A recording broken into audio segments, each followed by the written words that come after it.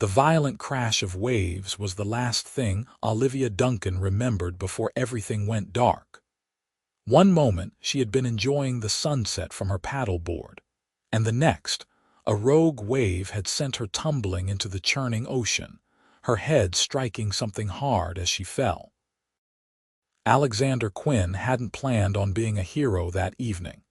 He'd come to the beach seeking solitude, a rare commodity in his high-pressure life as CEO of Quinn Maritime Industries. Walking barefoot along the shore, his tailored pants rolled up to his knees, he almost didn't notice the figure struggling in the water before disappearing beneath the surface. Without hesitation, he dove into the ocean, his expensive watch be damned.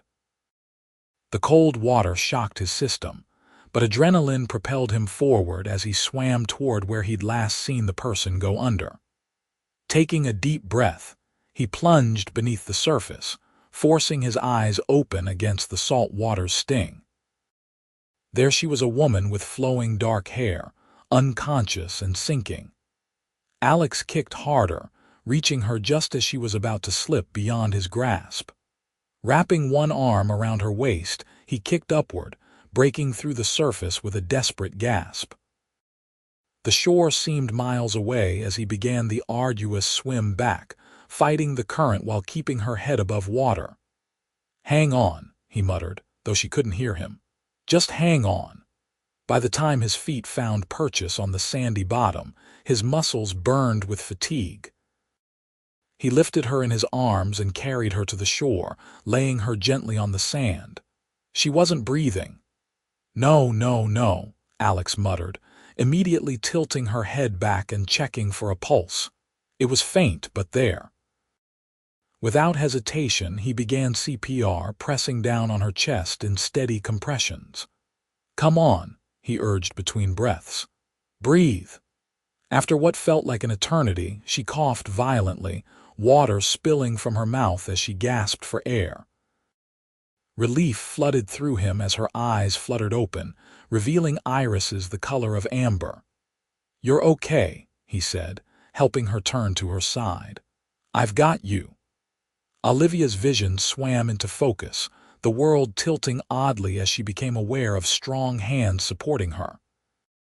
A man's face hovered above her, concern etched into features that seemed almost too perfect to be real. "What happened?" she rasped, her throat raw from salt water. "You were drowning," he answered simply. "I pulled you out." As her awareness sharpened, she realized she was lying on the beach, soaking wet and shivering. And the stranger, her rescuer, was equally drenched, his white button-down shirt clinging to a frame that spoke of regular exercise, despite what was clearly expensive tailoring.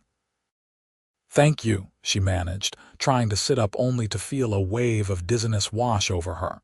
His hand immediately steadied her shoulder. "Easy," he cautioned. "I think you hit your head. We should get you to a hospital." Before she could protest, he was already pulling out his phone, which miraculously still functioned despite its dunking. Within minutes, he'd summoned both an ambulance and what seemed to be a private security team. "I'm Alex," he said, draping his suit jacket around her shoulders despite its dampness. "Alexander Quinn." The name tickled something in Olivia's memory, but the throbbing in her head made connecting the dots impossible. "Olivia Duncan," she replied, "and really, I don't need an ambulance." "I'm fine." "The bump on your head suggests otherwise," he countered, gesturing to where she'd unconsciously been rubbing her temple. His fingers gently moved her hand away, examining the swelling with a frown. "Definitely a hospital visit. No arguments." There was an authority in his tone that made further protest seem futile. But it wasn't intimidating, more reassuring, like someone accustomed to taking charge in a crisis. When the ambulance arrived, Alex surprised her by climbing in alongside her, dismissing the paramedics' questions about whether he was family with a wave of his hand. "I'm responsible for her," he said simply, and somehow that was enough. At the hospital, Alex remained a constant presence, handling paperwork and making calls while doctors examined Olivia. A mild concussion, they determined, but nothing more serious. She would need observation for 24 hours. "I've arranged for a private room," Alex informed her as a nurse wheeled her down a corridor. "And I've contacted your emergency contact, your sister, right? Emma. She's on her way." Olivia stared at him. "How did you—" He held up her phone, recovered from the beach by his security team along with her belongings. "I hope you don't mind. I thought your family should know." "No, thank you, that was thoughtful." Once settled in a room that looked more like a hotel suite than a hospital ward, Olivia finally had a moment to study her rescuer properly. He changed into dry-clothes designer jeans and a casual button-down that still looked more expensive than her entire wardrobe, brought by one of the serious-looking men who seemed to hover perpetually at the edges of his presence. "Alexander Quinn," she said slowly, as realization dawned. "As in Quinn Maritime Industries. The shipping magnate," he smiled ruefully, "guilty as charged, though I prefer Alex over shipping magnate." "You're a billionaire," she stated flatly. "And you're alive," he countered, "which is the only thing that matters right now." There was something disarming about his directness, a refreshing lack of pretense that made it hard to maintain her natural skepticism toward the ultra-wealthy. "Well, billionaire Alex, I don't know how to thank you," Olivia said, attempting to lighten the mood despite the dull ache in her head. "You could start by following doctor's orders and resting," he suggested, pulling a chair closer to her bed.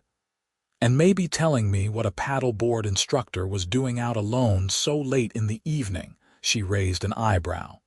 "You've been investigating me." "Just making conversation with the nurses," he admitted with a smile that transformed his serious face. "Though I did ask about your condition." "I was testing a new board," she explained. "I own a small shop that offers lessons and rentals. Usually, I'm more careful about checking weather conditions." "Life has a way of throwing unexpected waves at us," Alex remarked, his expression momentarily distant. "Sometimes literally." Olivia studied him curiously. For someone reportedly worth billions, he seemed remarkably grounded. "Do billionaires typically spend their evenings rescuing drowning women? Or was I just lucky?"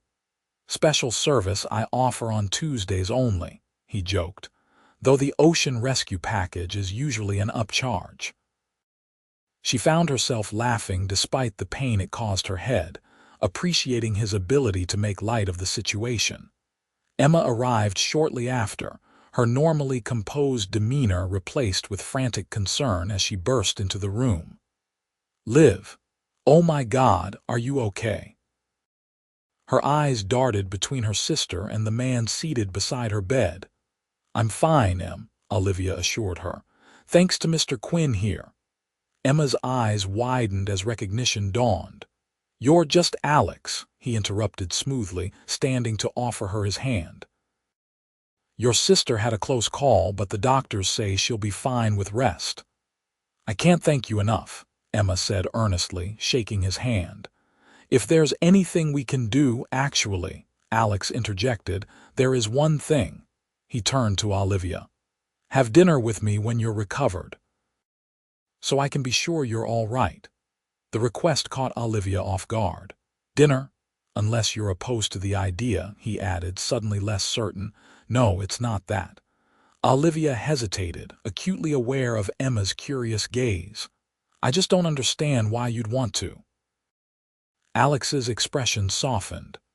"Let's just say I don't pull people from the ocean very often, and I'd like to know more about the woman who interrupted my evening walk in such a dramatic fashion." Put that way, how could she refuse? "All right, dinner." He smiled, and something fluttered in Olivia's chest that had nothing to do with her near-drowning experience. "I'll be in touch," he promised, collecting his jacket. "Rest well, Olivia." After he'd gone, Emma turned to her with wide eyes. Did Alexander Quinn, actual billionaire Alexander Quinn, just ask you on a date? It's not a date, Olivia protested. It's a follow-up.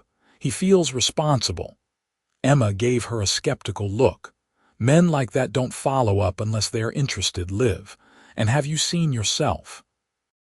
Even half drowned, you're gorgeous. Stop it, Olivia mumbled, though her cheeks warmed at the thought. He's just being kind. Kind, hot, and worth billions, Emma observed with a grin. What a terrible combination. Despite her protests, Olivia couldn't deny a certain curiosity about the man who'd saved her life. There had been something in his eyes, a flash of genuine concern that went beyond mere obligation.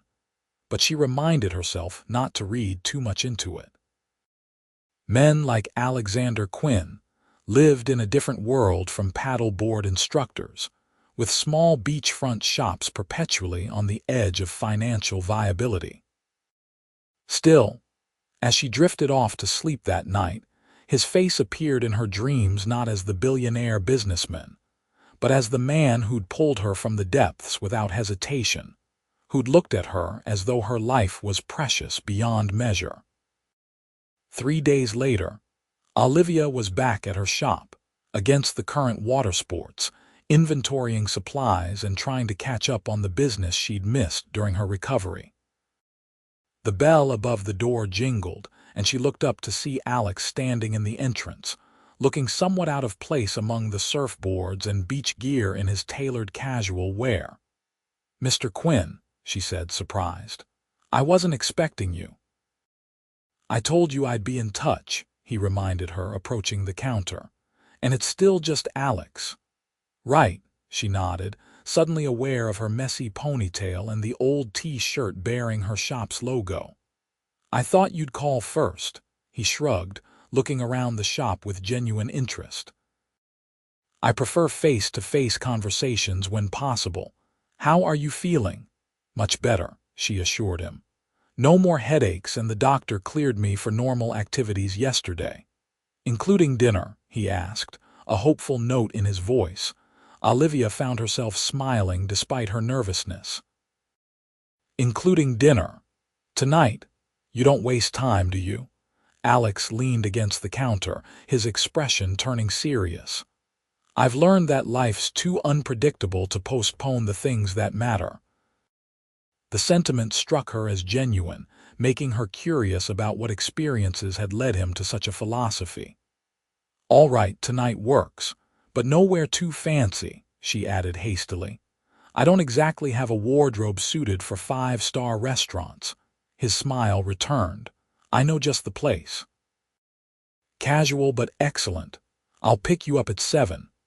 After exchanging contact information and her address, Alex left with a promise to see her that evening. As the door closed behind him, Olivia leaned against the counter, trying to process what had just happened. A billionaire CEO had walked into her tiny shop to personally ask her to dinner. It felt surreal. The rest of the day passed in a blur of nervous energy.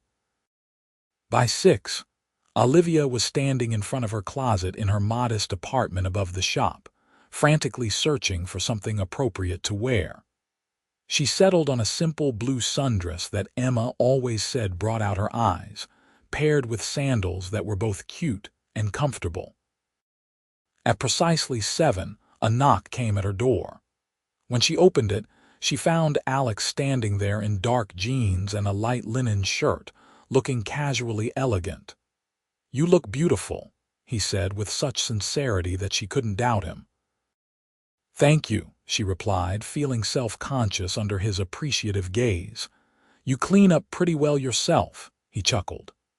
Ready, she had expected a luxury car with a driver, but instead found Alex's own Range Rover parked outside. "You drive yourself?" she asked as he held the passenger door for her. "Whenever possible," he confirmed. "It's one of the few normal things I get to do." The restaurant was a small seaside place with wooden tables and an open-air patio overlooking the ocean. Unpretentious but charming, with fairy lights strung overhead that twinkled as the sun began to set. "This is lovely," Olivia commented as they were seated at a corner table with a perfect view. "I discovered it when I first moved here," Alex explained. "The owner refuses to sell despite numerous offers. I respect that kind of integrity." Over fresh seafood and a bottle of wine, conversation flowed more easily than Olivia had anticipated. Alex asked thoughtful questions about her business, listening with genuine interest as she explained how she'd built it from scratch after leaving her corporate job 5 years ago. "What made you take the leap?" he asked. "It couldn't have been easy." Olivia twirled her wine glass, considering. "I was an account manager for a marketing firm. Good salary, benefits, the works, but I was miserable. Every day felt like I was drowning in paperwork and politics." She smiled at the irony. "Ironic, considering recent events." "So you traded metaphorical drowning for the real thing," Alex teased. "Something like that," she laughed. "I'd always loved the water, started teaching paddleboarding on weekends, and it just felt right.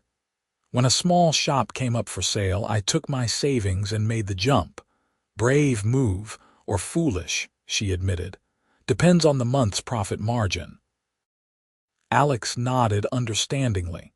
The best decisions often look like the most foolish ones to outside observers. "What about you?" Olivia asked, genuinely curious. "You inherited Quinn Maritime, right?" A shadow crossed his face briefly. "Yes and no. I inherited the company after my father's death 5 years ago, but it was nearly bankrupt at the time." "I had no idea," she said, surprised. "The business media portrayed Quinn Maritime as an unqualified success story. Not many people do. My father was brilliant but reckless. When he died, the company was over-leveraged and hemorrhaging money." Alex's expression grew distant. "Everyone expected me to sell off the pieces and walk away. But you didn't. It was my heritage. 3 generations of Quinns had built that company." His voice grew passionate. "I restructured, refocused on sustainable shipping practices, and invested in technology that reduced fuel consumption. Turned out that being environmentally responsible was also good business." Olivia watched him as he spoke, struck by the conviction in his voice. This wasn't just business for him, it was personal. "You really care about it," she observed. "It's not just about the money." Alex met her gaze directly. "The money is a tool, not the purpose. My grandfather started with one small boat, transporting goods between coastal towns. He built something that mattered. I want to honor that." The vulnerability in his admission touched her. Here was a man who could buy anything he wanted, yet what clearly mattered most to him was carrying forward a legacy with integrity. "Is that why you were walking alone on the beach that night?" she asked softly. "Thinking about the business," he smiled wryly. "Actually, I just finished a difficult negotiation with an international client, needed to clear my head." "Well, I'm glad you chose that particular beach for your contemplation," Olivia said sincerely. "Even if I interrupted it rather dramatically." Alex reached across the table, briefly touching her hand. "So am I." The simple contact sent an unexpected warmth through her. For the rest of dinner, they talked about everything and nothing: favorite books, travel experiences, childhood memories. By the time they finished dessert, Olivia was surprised to find that 3 hours had passed. On the drive back to her apartment, a comfortable silence settled between them. When they arrived, Alex walked her to her door. "Thank you for dinner," she said, suddenly shy. "I enjoyed it more than I expected to." He raised an eyebrow. "Low expectations. Let's just say I've had limited success with dinner dates." "So this was a date?" he asked, a smile playing at his lips. Olivia felt her cheeks warm. "I didn't mean to presume. I very much wanted it to be a date," Alex interrupted gently. "And I'd very much like to see you again. The earnestness in his expression made her heart skip. "I'd like that too." He leaned in slowly, giving her plenty of time to pull away if she wanted to. Instead, she found herself moving closer until their lips met in a soft, tentative kiss. It was brief but perfect, leaving her slightly breathless when they parted. "Good night, Olivia," he murmured. "Good night, Alex."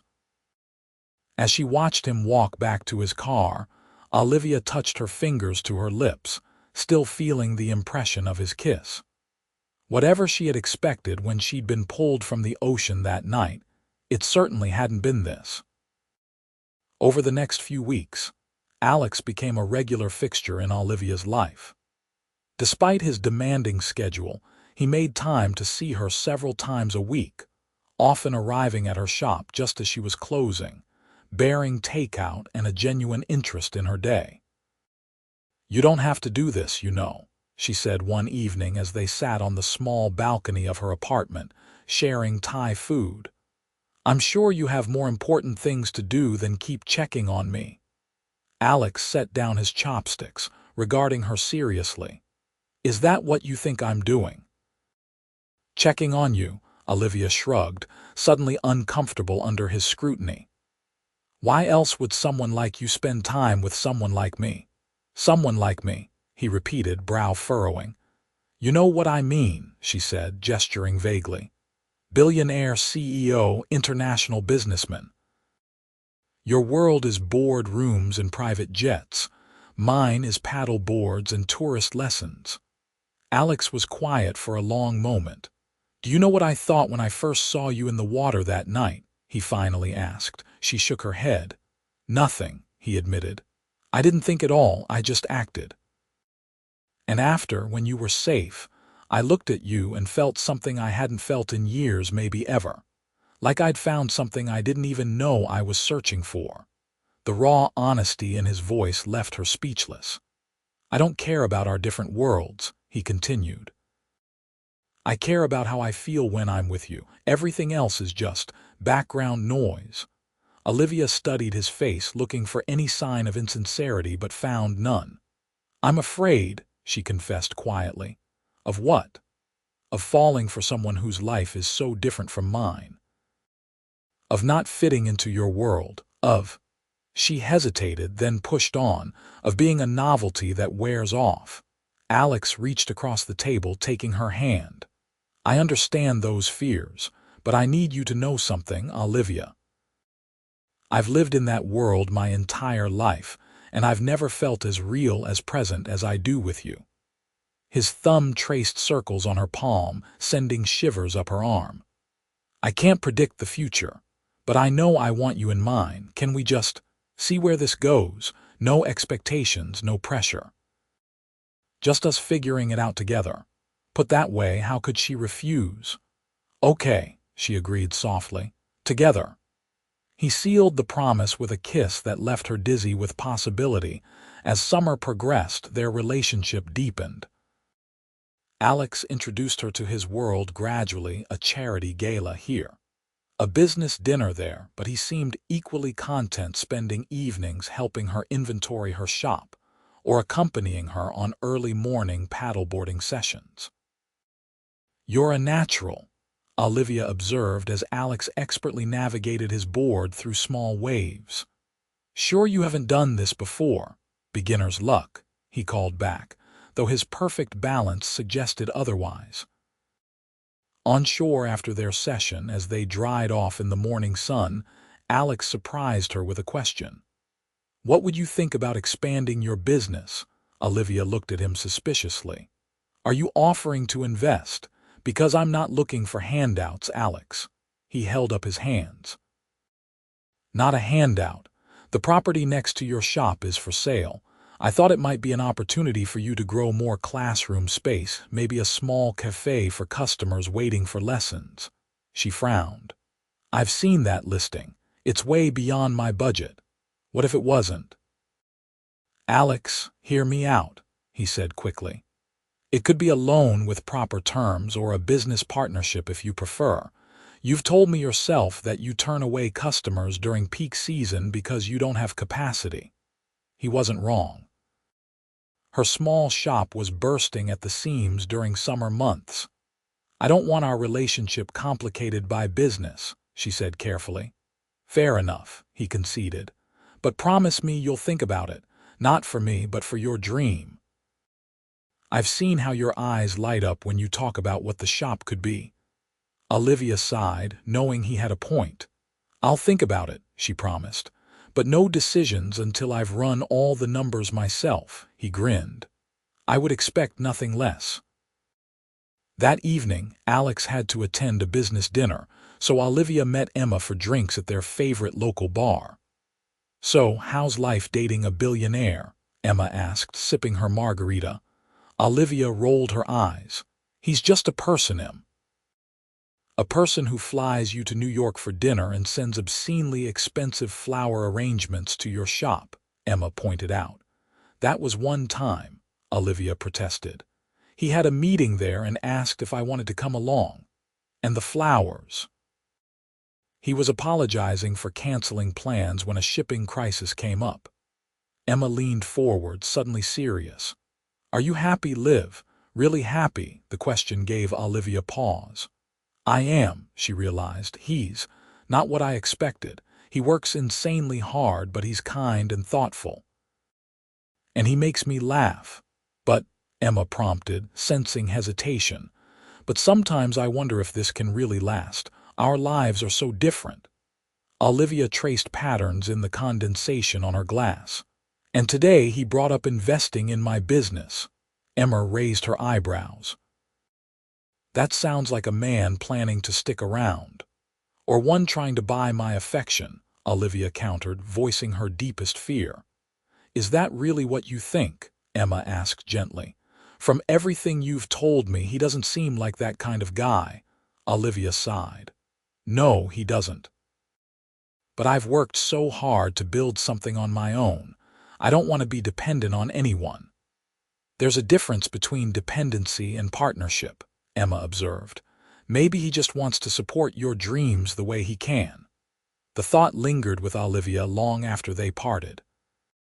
Was she letting pride stand in the way of opportunity? Or was she right to maintain her independence? Later that night, as she was getting ready for bed, her phone rang. It was Alex. "Hey," she answered, smiling at the sound of his voice. "How was your dinner?" "Productive but dull," he replied. "I missed you." The simple admission warmed her. "I missed you too. Listen," he continued, "about our conversation this morning, I want to apologize if I overstepped. Your business is your domain, and I should have respected that." His willingness to acknowledge her concerns without defensiveness touched her deeply. "You don't need to apologize. You were trying to help. Still, it was presumptuous of me. Your success is your own, Olivia. It's one of the things I admire most about you." In that moment, something shifted in her heart. "Thank you for understanding," she said softly, "and maybe we could talk more about it, not as a handout, but as you said, a proper business arrangement." She could hear the smile in his voice. "I'd like that, but only if you're sure." "I'm not sure of much lately," she admitted, "except how I feel about you." There was a pause on his end. "And how's that?" Olivia took a deep breath. "I think I'm falling in love with you, Alex." His response was immediate. "I know I'm falling in love with you, Olivia. Have been since the moment you opened your eyes on that beach." They stayed on the phone for hours, talking about everything and nothing, both marveling at how something that had begun with such drama, a near drowning, a rescue, had evolved into something so profound. The next morning, Olivia woke to a text from Alex asking her to meet him at his office that afternoon. Curious, she agreed, wondering what he had in mind.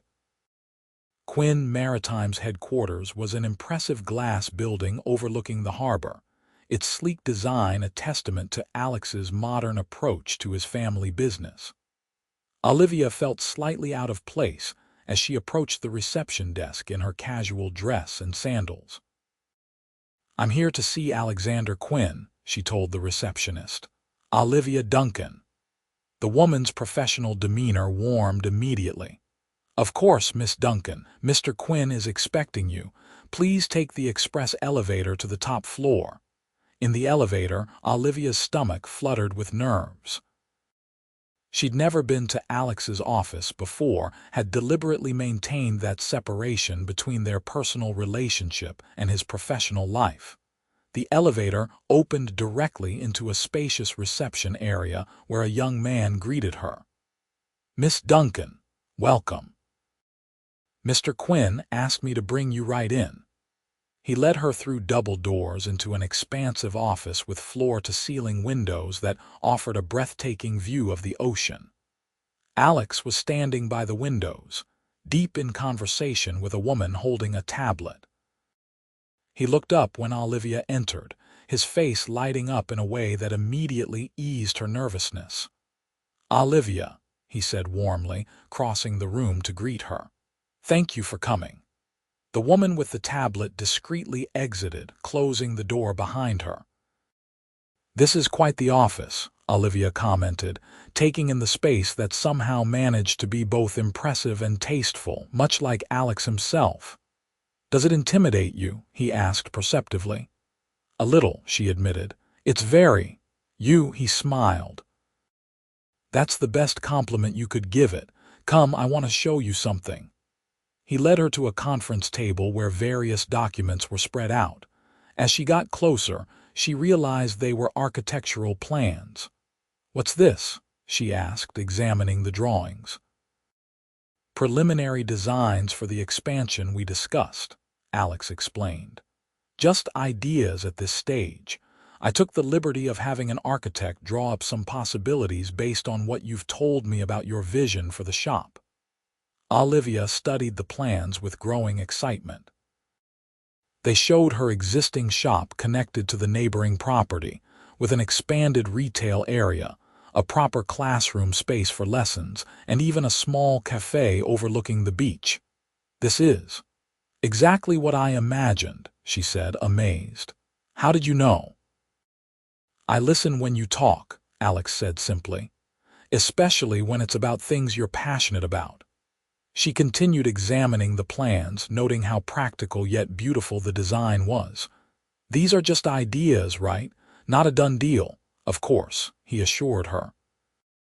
"Nothing happens without your full involvement and approval, which brings me to why I asked you here." Alex retrieved a folder from his desk and placed it before her. "This is a formal business proposal. A loan with favorable terms, or, if you prefer, a minority investment in your business. Either way, you retain full control." Olivia opened the folder, scanning the documents inside. The terms were indeed favorable, more than fair, actually. "I don't understand," she said, looking up at him. "This is practically philanthropic." "It's good business," he countered. "Your shop has shown consistent growth despite space limitations. With expansion, the potential return is significant." She raised an eyebrow.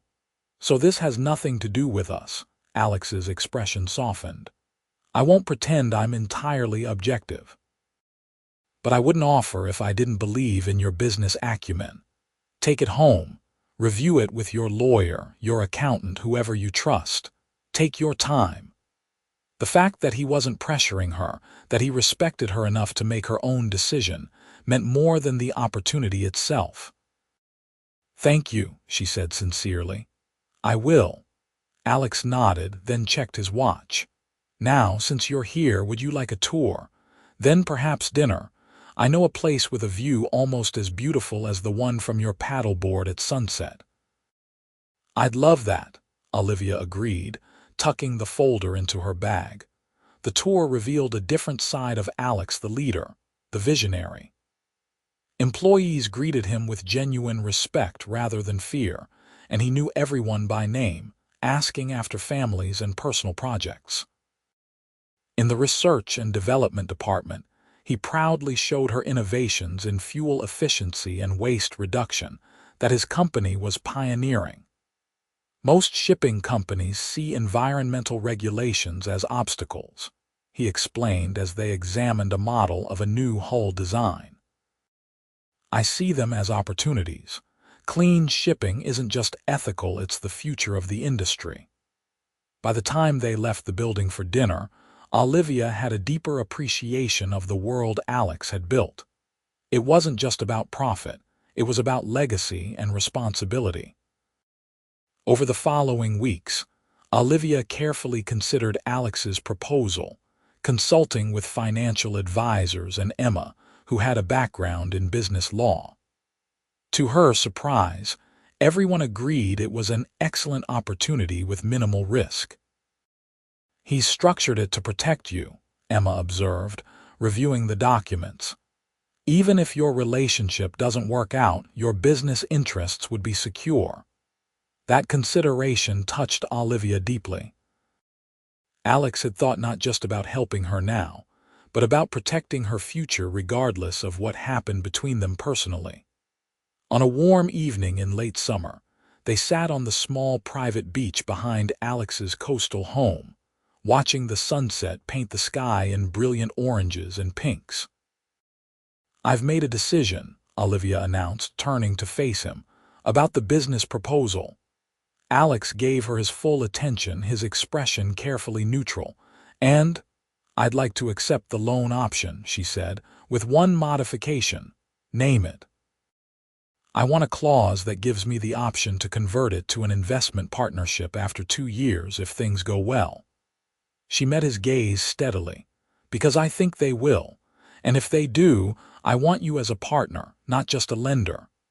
Alex's face broke into a wide smile. "I think that can be arranged." "Good," she nodded decisively. "Because I've also made another decision." "You're full of decisions today," he observed, an amused gleam in his eye. "I love you," Olivia said simply. "I'm not falling anymore, I've fallen, completely." The playfulness in his expression gave way to something deeper, more intense. "Olivia," he breathed, reaching for her hands. "You pulled me from the ocean that night," she continued, "but you've been saving me in small ways ever since. Showing me possibilities I never considered, believing in me when I doubted myself, and never, not once, making me feel like I had to be anyone other than exactly who I am."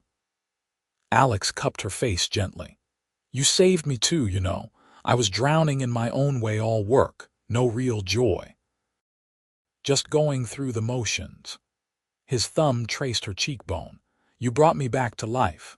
When he kissed her, it felt like a promise, deep and true and full of possibility. "Move in with me," he murmured against her lips. "Not here, not necessarily. We can find a place that's ours. Somewhere between your world and mine." The offer surprised her. "That's a big step." "Is it bigger than telling me you love me?" he challenged gently. Olivia laughed softly. "When you put it that way." "Think about it," he suggested. "No rush." But as she looked at him in the fading light, at this man who had quite literally jumped into dangerous waters to save her without a second thought, Olivia knew her answer already. "Yes," she said. "Let's find our place."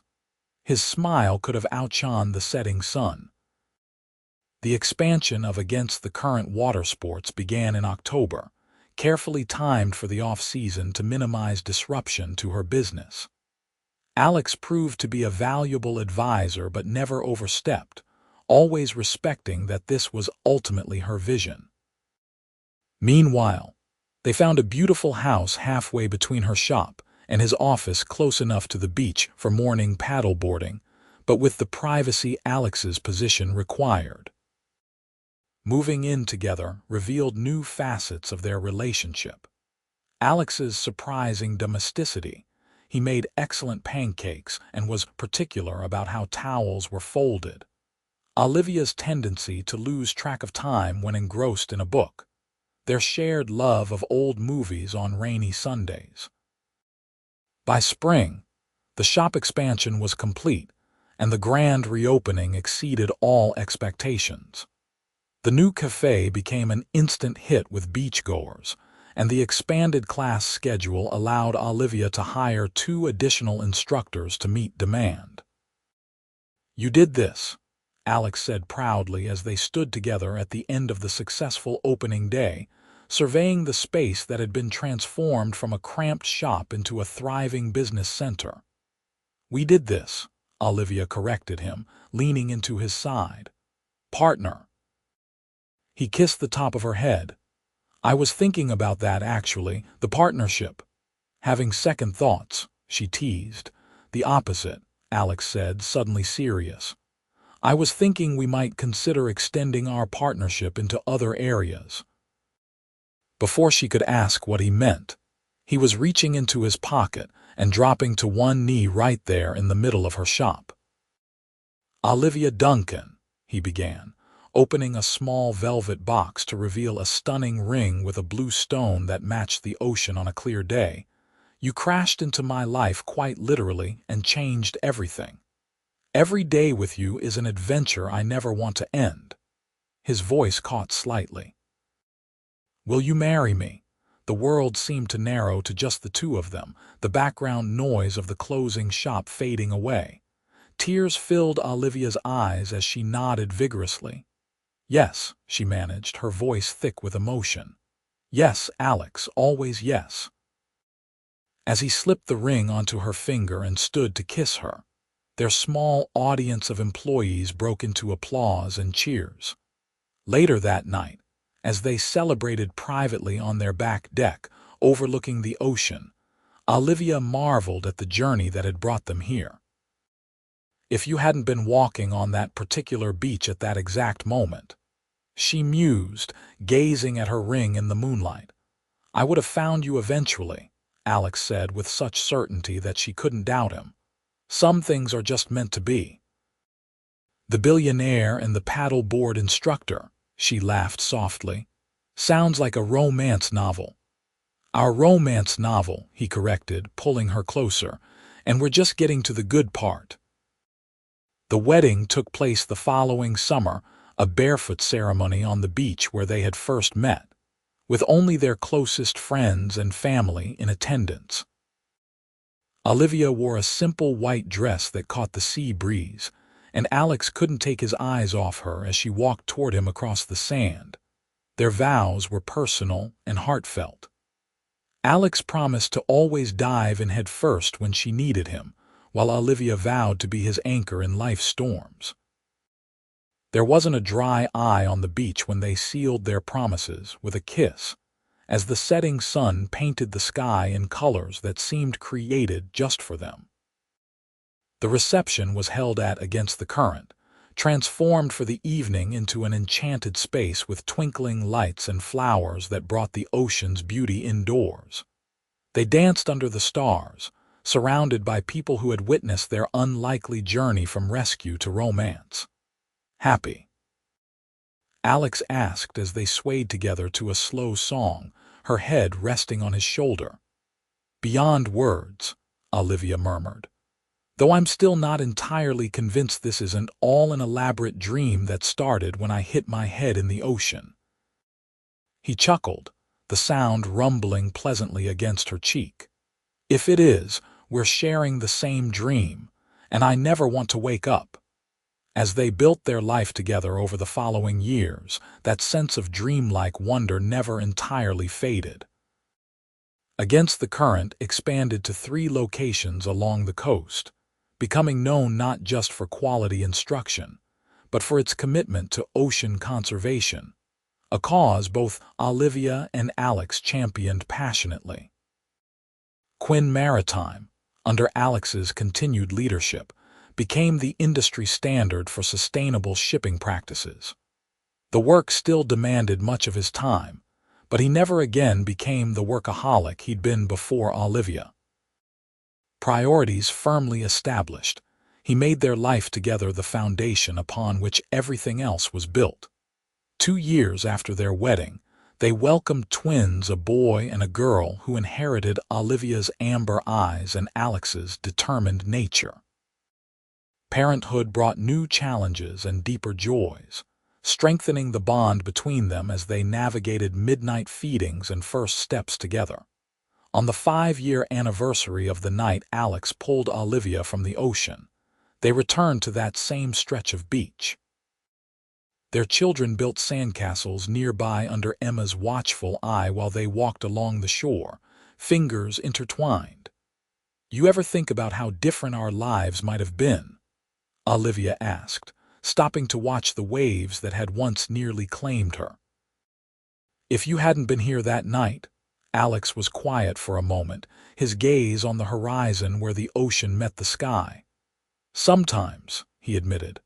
"But then I look at you, at our children, at the life we've built, and I'm just grateful that I was." "My hero," she said softly, only half teasing.